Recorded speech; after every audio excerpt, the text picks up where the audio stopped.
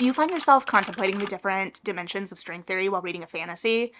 Maybe you will after reading the newest fairy tale retelling, this time Snow White from Kingfisher, Hemlock and Silver. And also caveat that I know nothing really about string theory beyond the video introduction to the 10 dimensions, which was definitely top of mind while reading this book. Now in this Snow White reimagining, which is kind of a fragmented reflection of the original tale, we are following a healer, Anya, who is conscripted by the king, who bursts into her workroom right after she's taken some poison, to conscript her into help in discovering what is poisoning his daughter Snow, and admitting that she may have heard the rumors that he just stabbed his wife, the queen, but in his defense, she was carving out the heart of their daughter Rose. And thus Anya packs up her rooster and her snake, gains a couple of bodyguards, and goes off to court to see if she can get to the bottom of what is poisoning the princess, and discovers a lot more in the process. I really enjoyed this reimagining. I've read a couple of T. Kingfishers before this. I read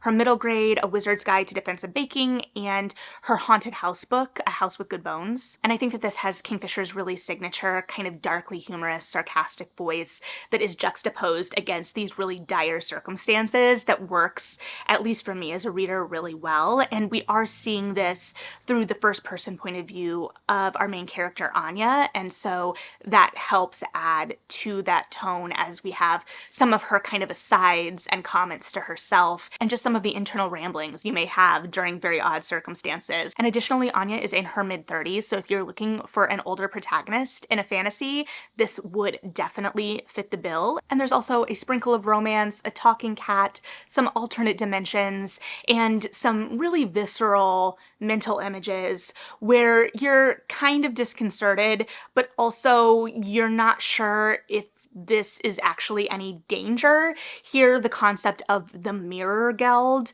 which is this creation that is born of when you put your mirrors up against each other and you get the kind of constant iteration of the reflection that goes down across the mirror and the fragmented pieces of that. And if the fragmented pieces of that combine into a centipede-esque character. So this takes a familiar story and familiar imagery such as the mirror and the apple and reinvents it. It doesn't just do a beat for beat retelling, but really takes control of the narrative and has something new to explore and to say in a really satisfying way that's in conversation with the original fairy tale. And I just had a great time.